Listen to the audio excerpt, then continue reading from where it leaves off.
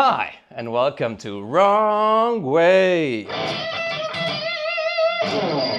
And today we'll be reviewing none other than the lightest suspension performance EUC out on the market. None other than the Nosfet AERO. None other. So let me tell you more about it. Wrong way.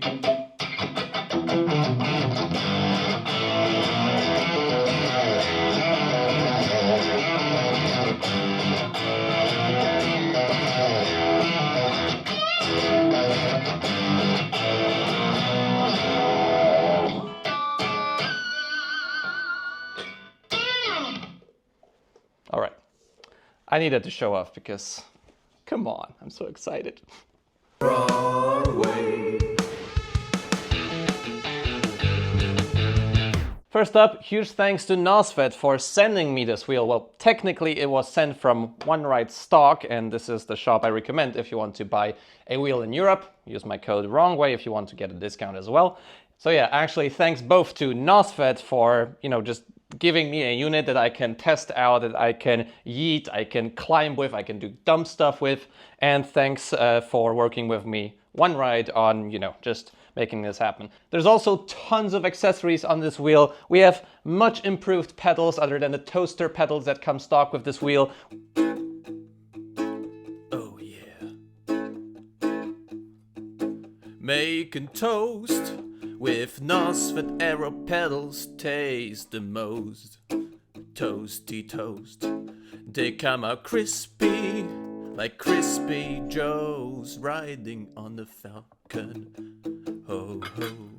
We have new pads, we have a little bit of a better setup here on the side from Grizzla. Those are also companies I work with. Use my coupon codes if you want to support the channel, especially with those accessories. You do help me quite a lot. And of course, like the video, subscribe, comment if you want to support the channel, because if you enjoy this content and want me to actually keep doing this so I can keep making those videos and I won't have to actually work somewhere else, then yeah, support the channel. This helps me out a ton. Also, huge thanks to my YouTube members. All right, let's get into the wheel. All right, so the Nosfet AERO is the second wheel by Nosfet after the glorious success of the Apex, which I think there's just one unit in Poland that ever got sold. Do you have a Nosfet Apex? Let me know. And I guess this is the attempt to bring this new brand into a larger customer base. So this is something a lot cheaper than the Apex. And this is something really competitive on the market because we don't really have lighter wheels on the market that have suspension and both have a lot of performance. Now, don't be fooled. This wheel is not light. Let me tell you what is light. My 29-inch pedal unicycle is light, okay? This is no problem to carry upstairs. Is it a problem to ride 15 kilometers on it? Hell yeah. My cross triathlons bike is also light. This weighs like under 12 kilos or 10 kilos. This is easy to carry upstairs. The wheel might be small, but it's more difficult because it's heavier to carry upstairs. But it is definitely a lot lighter than, for example, this Veteran Lynx. Oh my God, what am I doing? Wheels are heavy, and this is one of the lighter ones, especially in the performance segment. So this wheel is really a breath of fresh air in the wheel market because this thing can go up to 50 kilometers an hour, although usually I cruise around 25, maximum 35, 40. I don't really feel like there's that much headroom in this wheel, especially if there's like some big bumps on the road or strong wind gusts. The less battery you have, also the less top speed you have. So I just keep it safe at lower speeds, but technically it can go up to like 55, maybe kilometers an hour, maybe even 60, but I wouldn't push it. And especially don't push it if you're over 90 or 100 kilograms heavy. We also have a hydraulic suspension with, I think it's 70 millimeters of travel, preload setup, compression, rebound. I'll go in depth into the suspension a bit later because it has its kinks and it's maybe not as versatile as the Veteran suspension, but yeah, it's still very good. And I feel like it'll be a lot more durable than what we have, for example, on the InMotion V9. We get a very powerful motor and this thing can actually climb. Check out my climbing video if you want to see any more about that. This should be linked here. So plenty of torque. Apart from that, we also get a ton of features. We get a good light in the front, great light in the back, get a trolley handle, a good handle, a great screen, very similar to what we have on the Veteran wheels. Pedals with studs, although,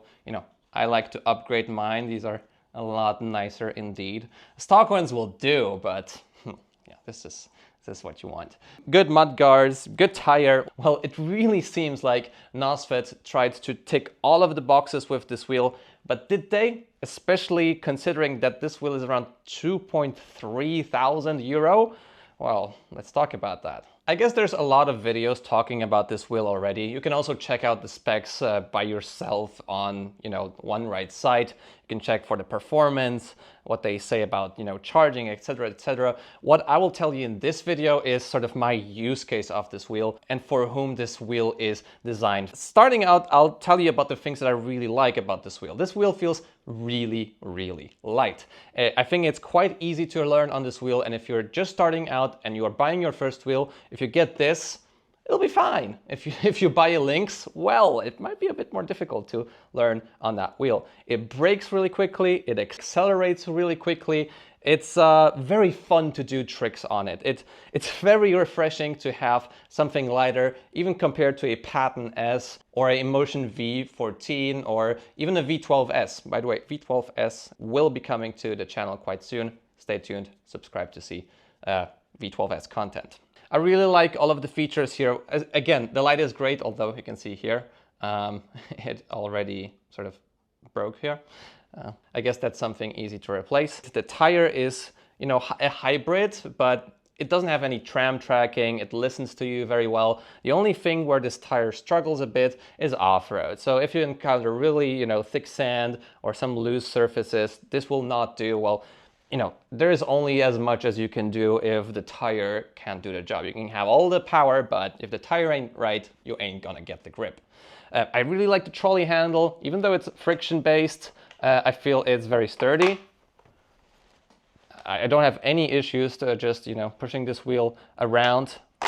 I'm not sure about this metal here in the back because it's also friction-based in the back where it locks in place. If that won't scratch and be ugly in the long run, but hey, seems to be all right for now. I really like the sort of screen and how you work with all of the menus here in the sort of control panel of the wheel. So the screen is very similar to what we get on the veteran wheels. Here we have the battery percentage, here we have the power draw, here we have the total odometer, and then you can set up park mode. It's sort of like a lift switch button. And here you have the toggle between different settings here, volts, amp draw, watt draw.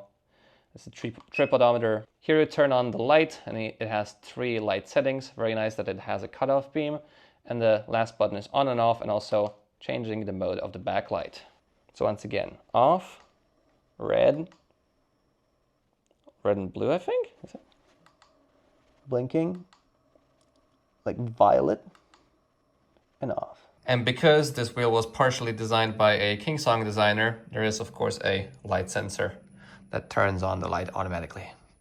Now all of the advanced settings, I just used the screen. So check this out, long press here. Here is the sort of mode, how the pedals lean with you or not.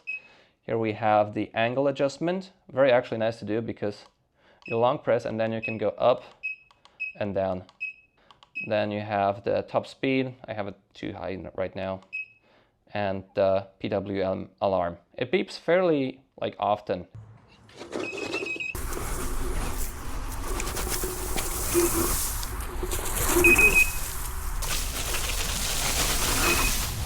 And I like that because I know I will not overpower it. This is another alarm, screen brightness, calibration. I forgot about this one. Units and adjustment of voltage. Is it the sideways angle adjustment? Okay. And that one, I don't know. Is it? I don't know. All right. I think that's the voltage of how you can charge it. All right, anyway. All right, so after completing the review, I realized there's a couple of features I missed out on because I wasn't thorough enough with the screen. And you can check all of the parameters in the instruction manual, which is on Nosfet's site, like acceleration assist, torque alarm, and this is the angle tilt recenter. So if you would like me to do a deep dive on all of those sort of hidden features, let me know in the comments. This is auto headlight on and off. Actually, Oh yeah, I pressed too short. I want that off. Nice. So if you'd like me to show you what those advanced features are all about, especially want to find out about the angle tilt recenter and acceleration assist, maybe some other modes too, then let me know in the comments. Super nice though, the instruction manual. Once you get used to it with the clicks, the long click for getting into the menu, long click to get and set the parameters, it might be even easier to use than the Lynx one. I'll get into the downsides though later when I'll talk about the app, because that's a whole different story. Now Nosfet does some really great stuff for riders. Like you have videos of tire repair or DIY repair, you have CAD files to add some features to the wheel, very cool. But there is no app for iOS, so you can just download this sort of shady APK from their site. It's not even on the Google Play Store. Then like the site says file might be like harmful. Like this is not professional. And you have like millions of stuff warning you that you're just about to explode your phone. All right, and now Jack will have all of my data, access to all of my nudes. I am aware. Jack can see me. And now I can finally connect to the wheel. And then I can do the updates. And the app looks garbage. Like it's, what are these, like why did you choose blue instead of just white in order to have this like actually readable? Here you can actually see the battery info. So this is nice, very important, very good, good job. But only if you have an Android phone. And you can also do the firmware update, but you can't select all of the features like you can on the veteran wheels. So the settings are only in the wheel. For the app, I'm happy it's here. I'm glad the updates work, but come on, this needs to change, man. And you need to get it to iOS. I do like the software of this wheel. It is very well responding. I don't think it's as advanced and as sort of tactile as Kingsong software or even InMotion software, but it does the job. I think it's quite predictable and you can do lots of things on this wheel. Just because the wheel is maybe so small, maybe it's part of the software too, every time I jump, this just like doesn't stay in the same speed. It just starts like accelerating a lot or braking. Maybe it's just because the motor is so light and it just reacts on every little bit of movement of you. Just, something to keep in mind. I love that it has a smart BMS, but while it has a smart BMS, it still doesn't have a UL2272 certificate like the V9. So if you want the highest amount of safety electronically, yeah, V9. There's also a IP6 rating, although check this out. I don't know if you have seen this in other reviews, but if you look here, I don't know if those connectors are like water resistant. Like the wheel is IPX6, but not only do you have these connectors here, sort of out there, but there's a hole here in the back. So look in here, this is actually a hole. I mean, the designer of this wheel was from the Kingsong S22, so I guess he had to do something holy to it. Same thing in the front, check this out. Boom, hole. So again, I don't know if this will be of any issue. I saw Kuji rolls just like powering water onto this wheel and should be fine, but I don't know if you have like snow around, if this is like totally water resistant. I don't know, something to keep in mind. I really like the suspension too, but it takes a little bit of adjustments, and again, it is not as advanced as the Lynx. So here you have a couple of recordings. You can see how it behaves with the minimum amount of compression, and now with the maximum amount of compression, both with the fastest rebound. And it doesn't change all that much. Like if you have the same settings on a Lynx, like if you have max compression, like the wheel just doesn't want to go down. Same as with the rebound. So if you put the rebound all the way up, it still goes up fairly quickly, even compared to the fastest rebound. So the change between minimum and maximum rebound and minimum and maximum compression is not that much. So typically I just ride it at both max compression and max rebound, because otherwise it feels like the wheel is just a bit too bouncy with the fast rebound. And with minimum compression, I feel like the wheel is just standing a bit too low. Same thing applies to the preload. Now with no preload at all on the shock, you are standing very low on the wheel. Now for learning, great. For lighter riders, great. But for me at 75 kilograms, I put the preload all the way in, so I stand higher up on the wheel. This helps me a lot during off-roading, during turning, so I don't scratch the pedals because the wheel is just higher up. So essentially, I max out all of the settings of the suspension out of the get-go. So I don't know how I will behave with a heavier rider. With 75 kilos, it is pretty much optimum for me. I can do big drops, I can go downstairs, I can do a little bit of off-roading, although not heavy off-roading, because then I'll just either scratch the pedals or I will, hit my shoe, because the shoe here is almost at the same sort of distance as the tire, so no heavy off-roading. But with the suspension maxed out, I like it. I don't know how it will be for you if you're heavier. Let me know in the comments. So yeah, there's plenty of things to like about this wheel, but what do I not like about it? Oh, I also like the kickstand. Yeah, it's pretty cool and sturdy. Well, first up, I didn't like the stock pedals. And as said in the intro, I know you can use the stock pedals, but if you pay so much for a wheel, I mean, at least I would expect, smaller studs, pedals like I can find on the Emotion V9 even. Those are, this is a cheap wheel and it still has better pedals than this. And the pedals are light and I feel like they're fragile. I was talking to Psychoterapeutico. You can check him out on Instagram, great rider. And during some sort of crash, they broke.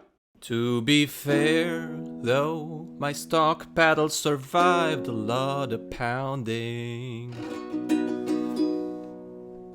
Oh, and I really love the pedal axles here. They're so ginormous and so simply made. That's a good pedal axle right there. I just want to be safe with the stuff I'm doing. I will get NyloNove pedals. Feel free to check them out. The wrongway coupon gets you a -5% off. And come on, those aura points, those style points for the colors, amazing. Also, this connector here, it doesn't look like it's, waterproof at all. So, yeah, I guess it holds up, but, no seal around here anywhere. No seal around here, so if you drench it, you might just lose your beeper. Luckily, it's not directly exposed to water, so hopefully we're fine. I also don't like the surface area for the pads. Like, I don't know when EUC manufacturers will realize that your leg is actually in the back of the EUC, so... Okay, I feel a bit dumb for presenting this, but check this out. If I put my foot on the wheel, there's here I have lots of room to put pads and really lean my leg forward. But in the back, I don't, because I wish I could put them further, but there is no wheel to put the pads on. So I want to have this movement both ways, and I can't. I just really like the range of motion. How EUCs should be made is there should be more stuff sticking out in the back, but more weight either in the middle or in the front to make it more stable. So this is not the case here. Those Grizzla float pads are sticking out a little bit on the back, and this is with the additional Grizzla kit behind the Velcro here. So out of the box, I didn't like the Velcro setup. I didn't like the holes that are there that, I will never see them. No one will ever see them. People will ride this wheel with pads. It doesn't have to have those ridges inside. That's something I don't like so much. Other EUC manufacturers have figured it out. For example, the surface area on the V14 is amazing. But still, I didn't ride any EUC yet that had enough space here in the back. That's what I need. Make this longer, because your foot goes, every EUC, your foot goes behind the shell. There should be shell here. Actually, no, we should end fossil fuels, so let's end shell as well. I did get the wheel with pads. Those are just very basic pads, but they did work well, so I didn't mind them so much. The rear pad, kind of small, but it did the job. Just, not the right surface area, especially in the back of the wheel. Now, I feel like the charge port placement in the back is all right, but yeah, the flap just fell off. I don't know if they make any improvements to it, but it is what it is. I feel like it's actually pretty comfortable to charge it. If it's on a kickstand, you just put the charger inside, and come on, 15 amp charging for such a small battery pack, 1100 watt hours. That's insane. It's such a quick charge. And on the topic of that, this wheel has pretty good range. It has about 55 kilometers of range on my usual to chill ride test. So yeah, when you're chill, should be about 50 kilometers, which is even more than I had on a V11. That's quite impressive, how efficient this wheel is. Although I have to say that the cells are discharging below 3 volts per cell.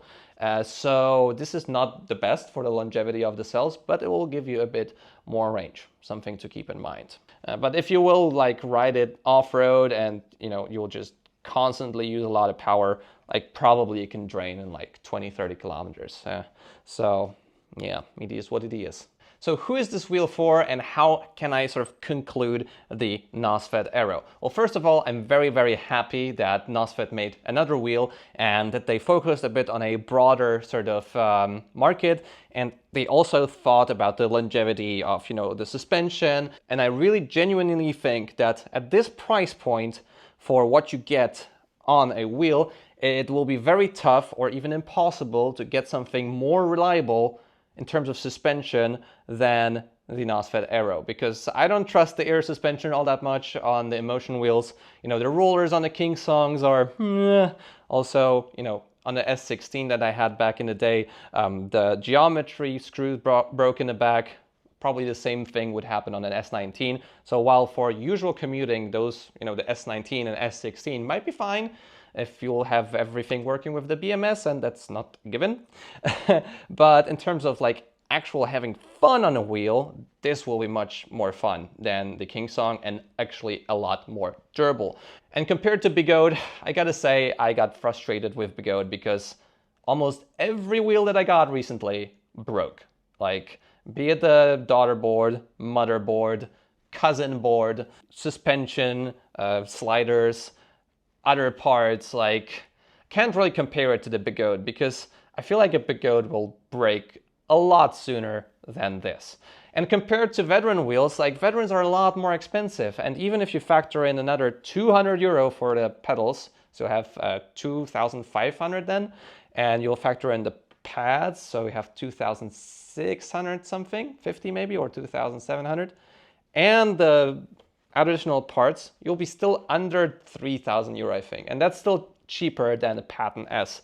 And the Patton S, will have a lot more performance, will have a lot more range, you'll be able to do much more stuff on it. But at the same time, all of the trick stuff and all of the, spinny things and fun turns and, 180s and stuff will be better to do on this. What this doesn't do is heavy off-roading, big jumps, long range. This doesn't do long range. So is this wheel worth the 2,300 euro? Well, you tell me, because 2,300 euro is a lot of money and you can get a lot of stuff for that amount of cash. And with that said, I would like to have some improvements on this wheel for this amount of money, especially in the pedal department, a flat surface on the side, maybe even a seat would be nice, because this wheel is actually extraordinarily nice to ride seated. I pretty much never have to get off from it. I can turn, brake, accelerate, because it's just so, simple to ride. If it were for like 1,700 euro, especially compared to the competition, I would be like, wow, all right, cool. Very unique product.